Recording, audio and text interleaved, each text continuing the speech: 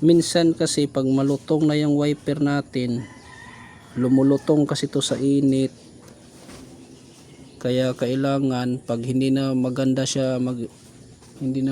maglinis ng windshield, itong wiper kailangan mo nang palitan.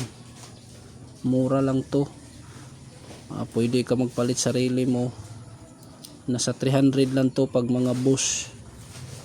Pag mga depende sa brand, mura, napakamura nito kasi napaka-importante nito lalo na pag malakas ang ulan. At tingnan nyo, malutong na siya, kaya pinalitan ko na.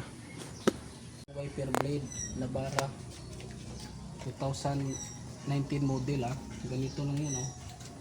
Yung pagtanggal, kasi kung hindi mo alam to, mahirapan ka magtanggal.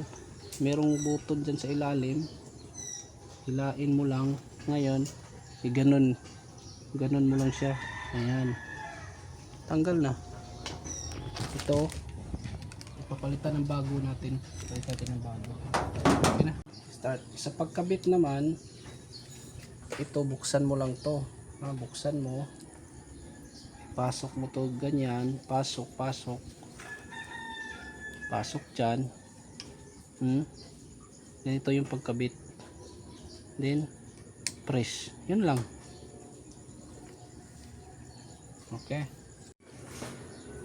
itong isa subukan natin, yung bago, hilain mo lang ganyan, i-press mo to, then buksan mo. Pagkatapos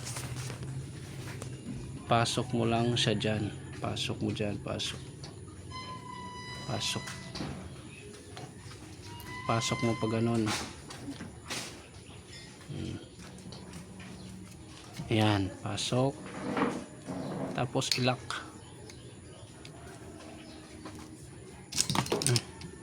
Ayusin mo lang yung pagkaano. Ayan. Ayan. Tapos lock. Then ayan, pwede na.